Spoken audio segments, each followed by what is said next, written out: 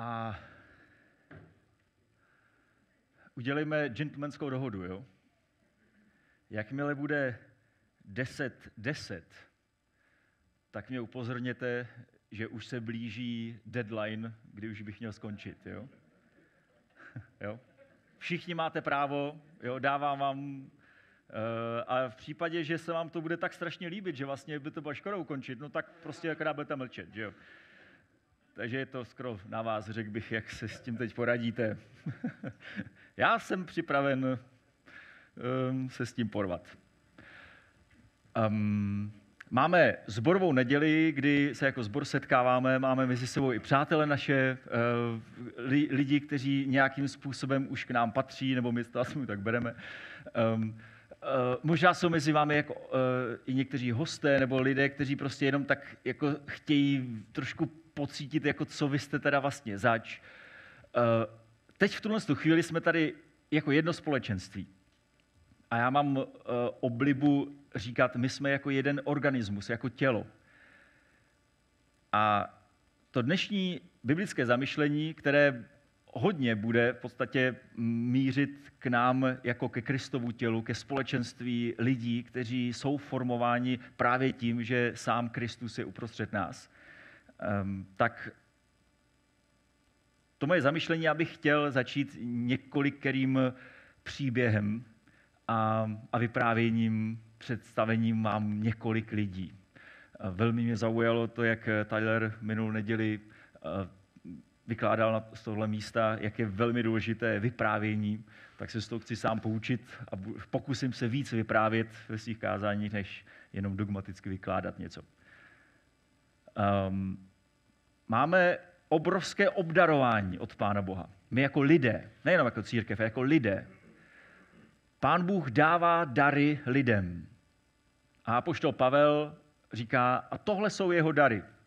To není bohatství, to není sláva, to není moc, to není moudrost, to jsou také dary, to tam taky patří, ale těmi opravdovými dary, které máme jako lidé od Pána Boha, to je to, že některé povolal za apoštoly, některé povolal za proroky, některé za zvěstovatele evangelia, některé za pastýře, některé za učitele.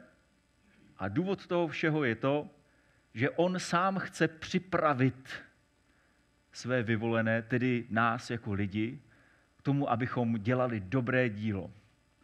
Abychom byli dobrými lidmi, kteří tedy naplňují svoje poslání být lidmi. Toto jsou jeho dary. Ne nějaké věci, které dostáváme pod stromeček, ale to jsou lidé, kterým Bůh dává obdarování, aby sloužili lidem.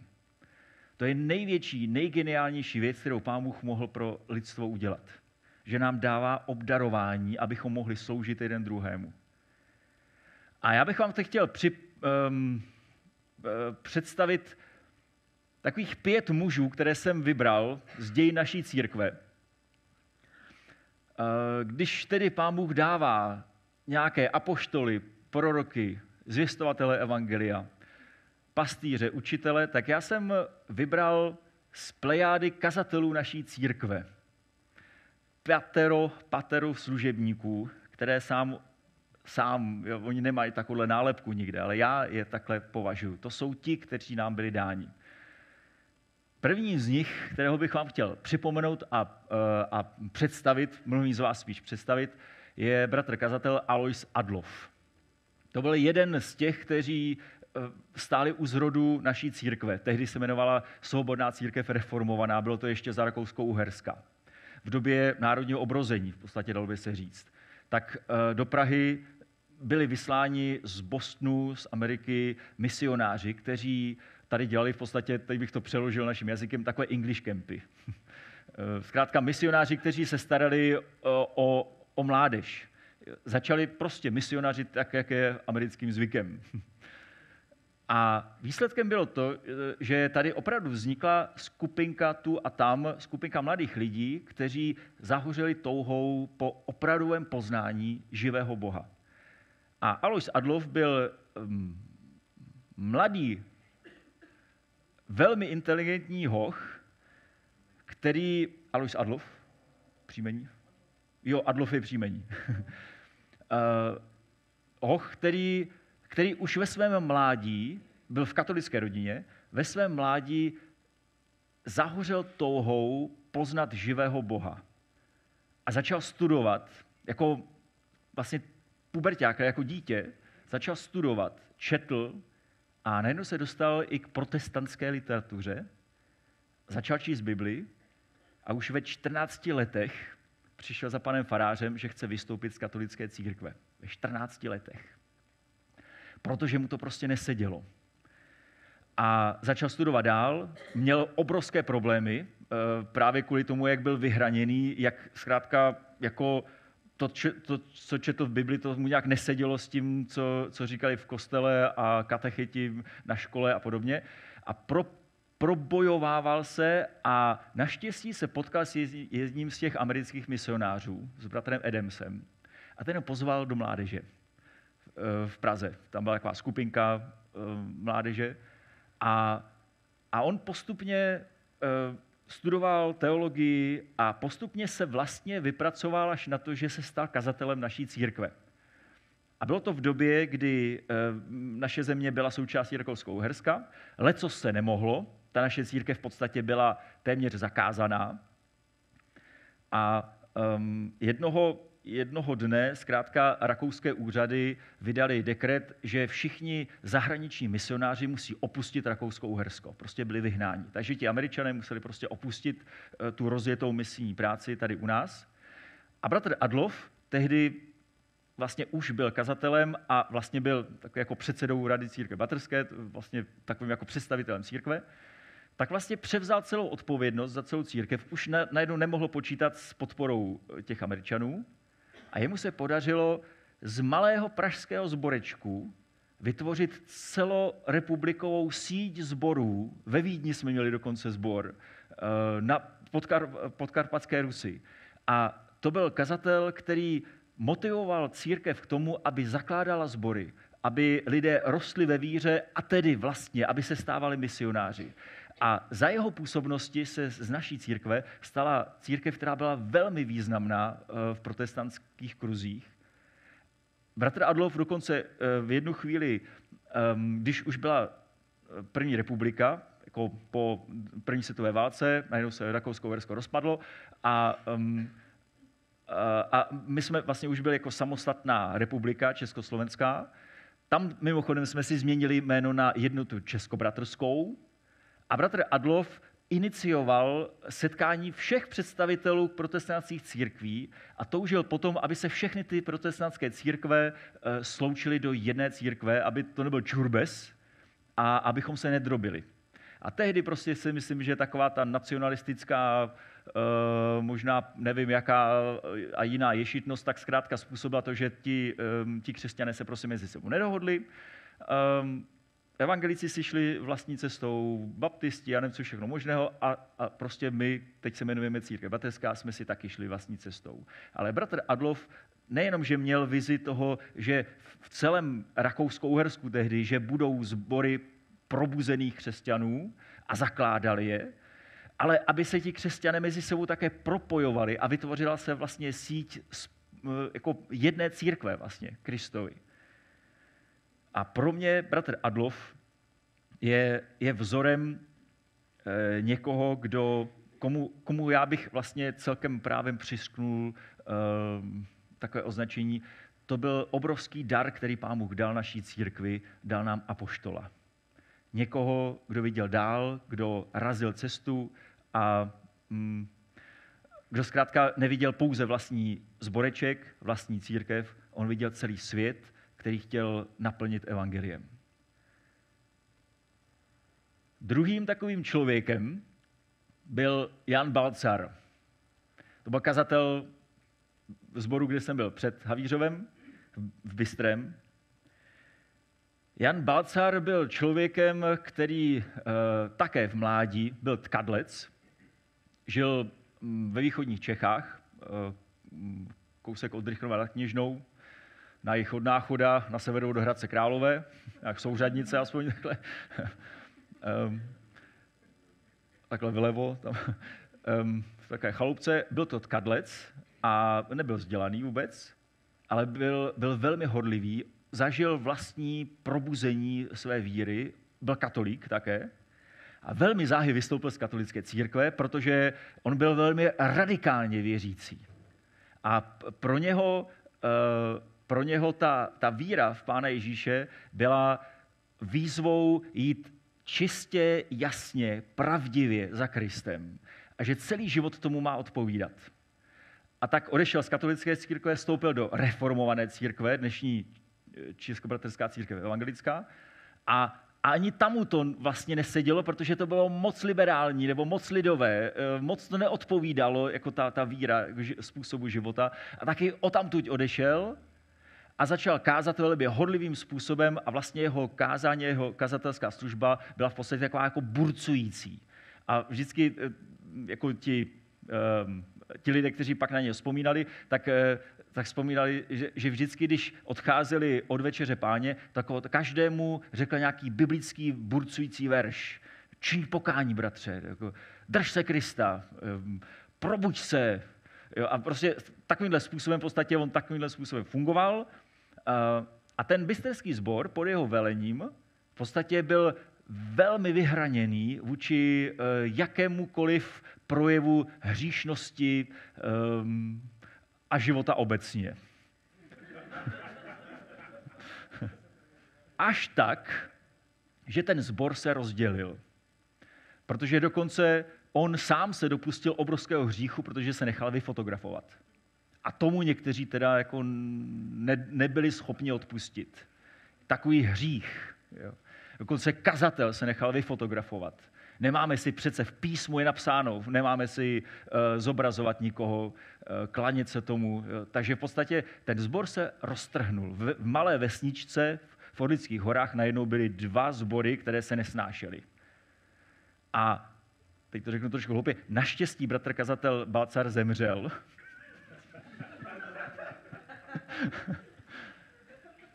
A stalo se to, že ten sbor byl rozdělený. Jedna část se připojila k naší církvi, k té tehdy ještě svobodné reformované pod vedením Adlofa, a druhá část byla samostatná, velmi vyhraněná, že ten sbor vlastně mohl si začít klást otázky konečně.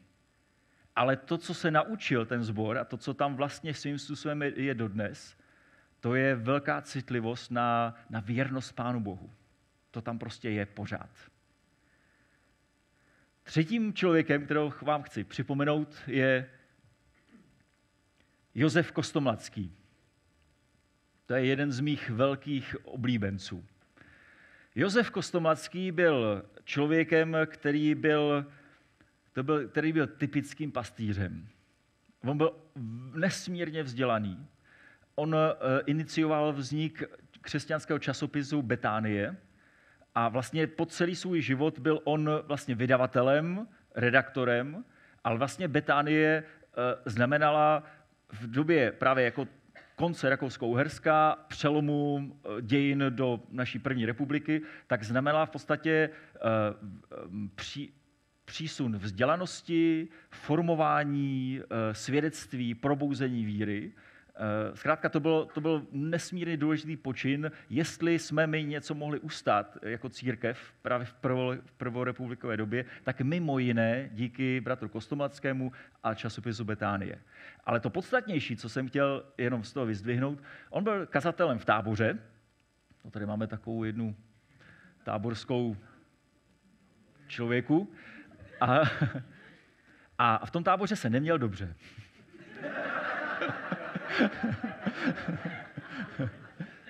A pořád vlastně se tam přetahoval s bratřími a sestrami, kterým pořád něco nevonělo. No, ale vlastně on měl ty lidi tak rád,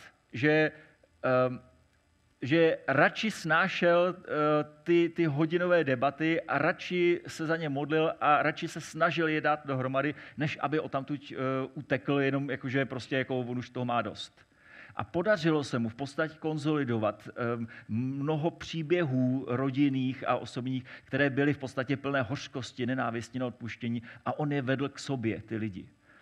a potom působil v Písku a potom ho právě bratři z Prahy požádali, jestli by mohl převzít bysterský sbor.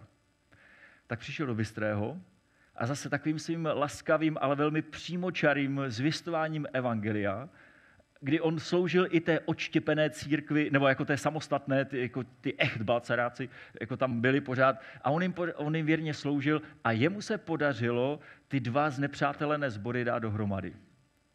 Sloučili se, zase zpátky se objali bratři, odpustili si, usmířili se a dodnes bysterský sbor, kromě toho, že od Balcara má takovou tu citlivost na věrnost Pánu Bohu, tak od bratra Kostomlackého má citlivost na lidské srdce a na lidský příběh.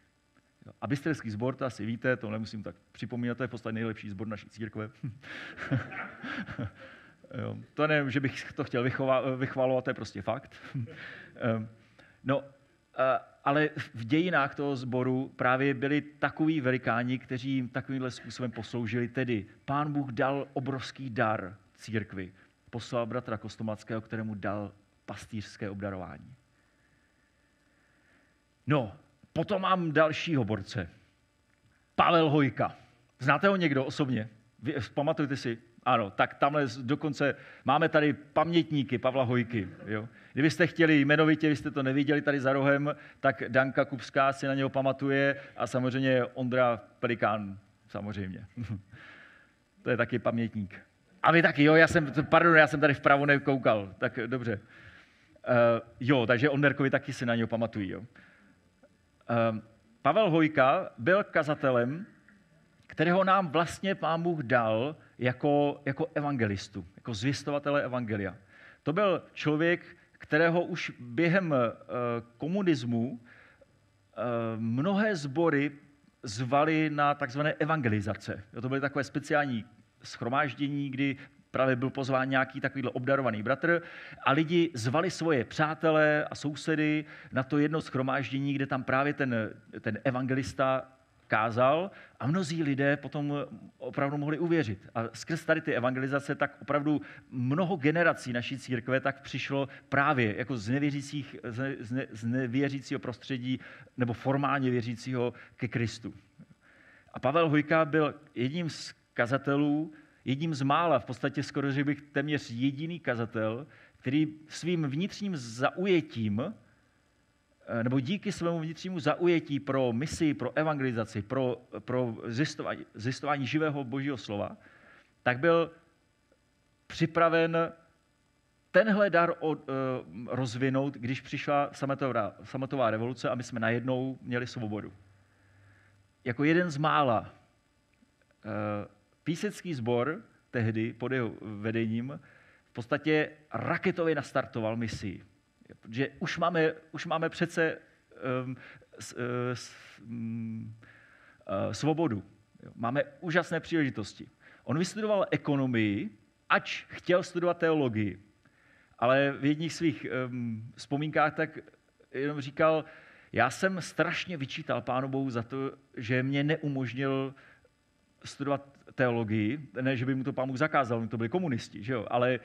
Ale jakože to Pán Bůh nějak nezařídil, jakože by to šlo, že někteří další bratři mohli, ale já jsem nemohl. No ale potom přišla revoluce a bylo potřeba podnikat. Jo? Nebyly peníze na misi, jsme potřebovali zakládat sbory a tak dále. A najednou já jsem to ekonomické vzdělání mohl využít, takže on založil společnost Elim, která funguje až dodnes.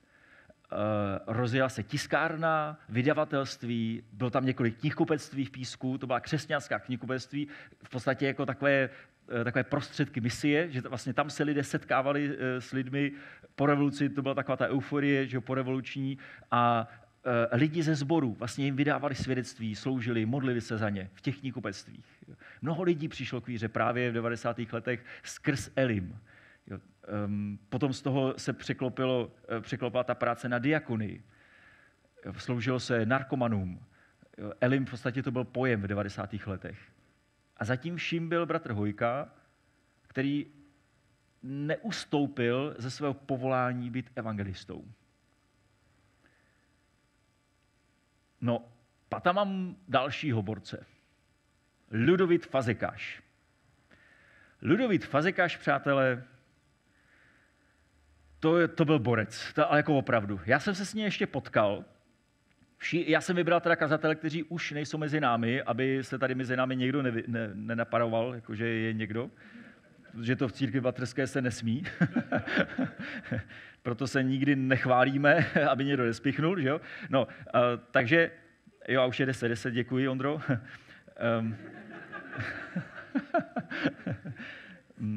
Bratr kazatel Fazekáš byl typický učitel. Ale to ne jako učitel, prostě, že by jenom jako tupě něco předkládal svým žákům, ale to byl učitel evangelia, doslova.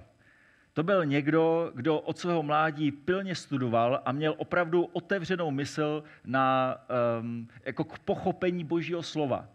A tak studoval, byl to jeden z mála našich kazatelů, který už ještě za komunistů a zvlášť právě po revoluci, tak studoval až tak, že dosáhl až titulu docent, a získat docenturu, ještě nestihl profesuru, jo? Ale aspoň tu docenturu, to je jako, v té době to nebyla taková legrace, zvlášť když on studoval teologii.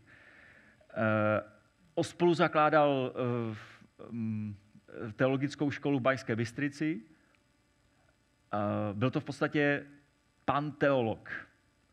A já jsem se s ním potkal na jedné konferenci, už jsem byl ordinovaným kazatelem, ale v počátcích mé služby, tak, že on se hodně kamarádil s mým Mírečkem, tak já jsem za ním zašel, říkal jsem si, musím využít rodinné konexe, tak se té legendě tady představím, tak jsem se mu představil, on bude typické, jakože on dědečka znal, ale jako tak chlapče, ty si to musíš zasloužit, jako nějakou moji jistu, jo? Takže to bylo takové jako brat, já to tě radši přepnu do češtiny, já to přeložím to jo, simultánně. Bratře, mám pro tebe jednu jedinou radu, když budeš kazatel. Můžeš dělat chyby, ale nesmíš nudit. Tak to dělej a Pán Bůh ti žehnej. A otočil se a odešel. Jo. Já mám jeho výklady některých epištol, na kterými si lámou zuby mnozí teologové. A když čtete jeho výklady, nebo když byste mohli poslouchat jeho kázání, v podstatě to byl typický obdarovaný učitel v tom smyslu, že on i ty nejsložitější věci vykládal tak, že i malé děti to pochopili. Takže vlastně pod jeho kazatelnou se obraceli mladí lidé, děti, protože oni prostě, ono to nebylo na povrchu, takové to Pán Ježíš vás má rád, činíte pokání a podobně. To je pravda, ale v podstatě to je povrchová informace. Ale on vykládal o Boží trojici, o vykoupení, o věčném životě, o proměně lidské duše, o nejniternějších věcech, které v podstatě jsou tak abstraktní, že ani člověk pořádně nerozumí na to špak, aby to dokázal vysvětlit. A on to říkal tak, že i malé děti tomu rozuměli a obraceli se k Pánu Bohu a uvěřili. Máme 5 tady těch borců a já bych to chtěl, můžeš to ještě dál pokročit, já bych to chtěl vlastně celé shrnout. Jenom zase připomenutím tady toho oddílu z epištoly Efeským ze 4. kapitoly. A tím v podstatě shrnuju to, co jsem vám teď právě řekl. A zároveň ty konkrétní služebnosti, jak tomu někdy říkáme, nebo dimenze služby, způsoby služby lidstvu, tak jsem vám doprovodil jenom pár těmi konkrétními příběhy.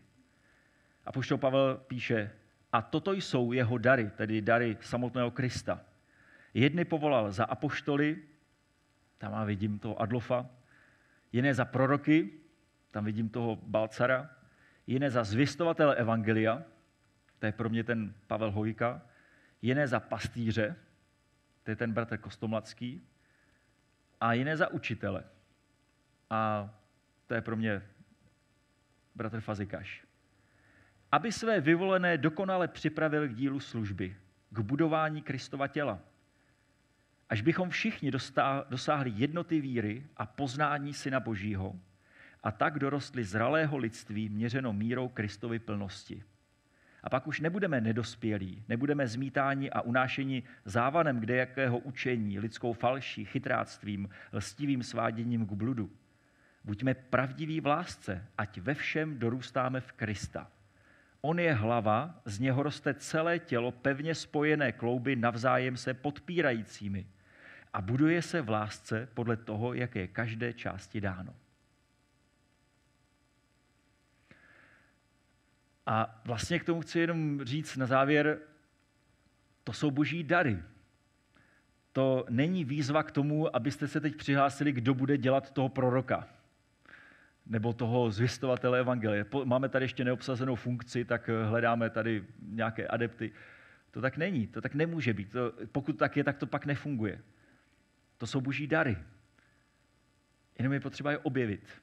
Možná nejdřív je potřeba uvěřit tomu, že Bůh dává své dary církvi a tomuto světu. Možná je potřeba si položit otázku, co to vlastně vůbec je to Kristovo tělo. Proč tady je? Co to znamená to zvěstování evangelia? Co to znamená ve jménu Krista jít do světa a získávat Kristu Ježíši učedníky? Co to znamená být nositeli pokoje? Co to znamená být požehnáním? Co to znamená být solí a světlem? Protože to všechno jsou jenom různá pojmenování poslání Kristova těla, tedy nás, Kristovy církve. Aby celý svět nakonec mohl zažít to, že Bůh se tak smiloval nad celým světem, že mu dal svého syna, sám sebe. To jsou jeho dary. Výzva číslo 1 je, uvěř tomu, že jsme byli obdarováni. Výzva číslo 2, a čím jsem byl obdarován já, protože každý z vás je obdarován. Tohle je jenom pomocná věc, to je prostě patero služebností, to je, že když to ještě dál předsvakneš, to je cosi, co drží pohromadě, jedno přechází do druhé, když to tam je všechno, tak ta církev je potom zdravě vedená. Když tam něco z toho chybí, anebo něco z toho se vytáhne, že to je o tom, tak ta církev je potom pak jako mutuje to tělo. Je nemocné to tělo. Každý z vás má tendenci někam z toho jít. Každý z vás je obdarován, každý z vás je součástí Kristova těla, každý z vás je vyslán do tohoto světa, aby zvěstoval evangelium. A každý z nás to bude dělat svým způsobem podle našeho osobního obdarování, podle našeho temperamentu, podle zkušeností, podle těch ostatních darů, kterých je potom už nekonečně mnoho, podle příležitostí, kapacity, prostě to pak už najednou je strašně různorodé, ale potřebujeme to všechno.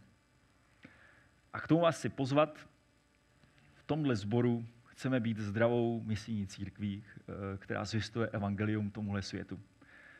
A vidíme celý svět a vidíme, že Kristovo tělo má na to, aby tenhle svět byl zachráněn. A to Kristovo je obdarováno, takže to zvládne. Takže k tomu vás zvu a věřme tomu, že Bůh dal své dary a pojďme se pustit do práce. Tak, limit jsem nestihnul. Jak je mým zvykem, to už jste si asi všimli, tak co se dá dělat. Co je to proti věčnosti, zase na druhou stranu, že jo, takže vlastně o co jde.